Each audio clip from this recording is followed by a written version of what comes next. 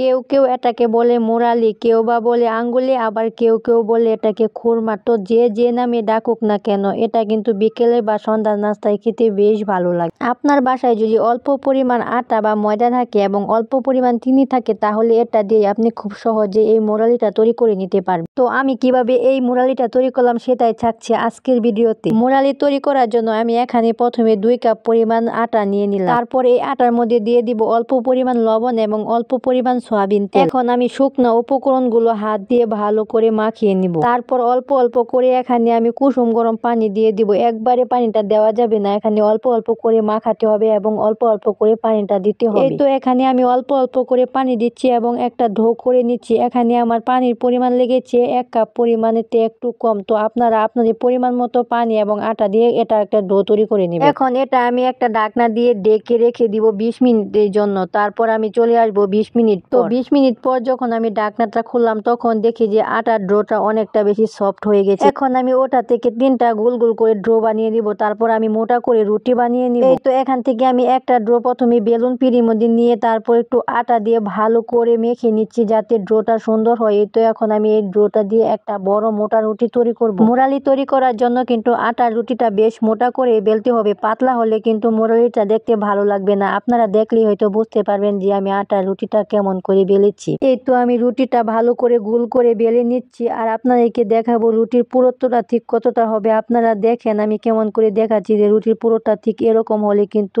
মুরালিটা দেখতে এবং খেতেও বেশ ভালো লাগে। এখন একটা ছুরির সাহায্যে আমি মুরালিগুলো তৈরি করে নিব। প্রথমে আমি রুটিটাকে 3 ভাগ করে নিয়েছি। তারপর এখানে ছোট ছোট করে আমি কেটে নিচ্ছি। তারপর আমি মাঝখান দিয়ে রুটিটা কেটে একটা মুরালি শেপ করে নিব। এই তো আমি রুটিটা মাঝখান দিয়ে কেটে নিয়েছি। আপনারা দেখেন মুরালির শেপটা কিন্তু খুব সহজে হয়ে গিয়েছে। এখন আমি হাত দিয়ে একটু ছুটিয়ে দিচ্ছি যাতে জোড়া লেগে না থাকে। অফ ক্যামেরায় আমি সবগুলো মুরালি বানিয়ে নিয়েছি। এখন আমি এগুলো ভেজে নিব। এই জন্য আমি প্রথমে চুলায় একটা কড়াই বসিয়ে দিয়েছি। তারপর এখানে আমি পরিমাণ মতো তেল দিয়ে দিয়েছি। এই গরম তেলের মধ্যে আমি মুরালিগুলো দিয়ে দিচ্ছি। এখানে আমি অল্প অল্প করে সবগুলি মুরালি ভেজে নিব। দেখেন মুরালিগুলো কিন্তু আমি একদম মচমচা লাল লাল করে ভাজবো। মুরালিগুলো যত বেশি লাল লাল করে ভাজবেন ততই কিন্তু দেখতে এবং খেতে অনেক বেশি ভালো লাগবে। তো প্রথমবারের মতো আমার মুরালিগুলো ভাজা হয়ে গেছে। তারপর এগুলো আমি তুলে নিব। তারপর এখানে আমি আরো কয়েকটা মুরালি দিয়ে দিচ্ছি। এভাবে আমি একে একে সবগুলো মুরালি লাল লাল করে ভেজে নিই। মুরালিগুলো ভাজার সময় কিন্তু অনবরত নাড়তে হবে, তা না হলে কিন্তু এক পিঠ পুড়ে যাবে এবং এক পিঠ হবে না। এই তো দেখেন আমার সবগুলো মুরালি কিন্তু সুন্দর করে ভাজা হয়ে গেছে। দেখেই কিন্তু অনেকটা বেশি লোভনীয় লাগছে। এখন আমি মুরালির জন্য শিরা তৈরি করে নিব। এই জন্য কড়াই বসিয়ে এখানে আমি পরিমাণ মতো সাদা চিনি দিয়ে দিয়েছি এবং অল্প পরিমাণ পানি দিয়ে দিয়েছি।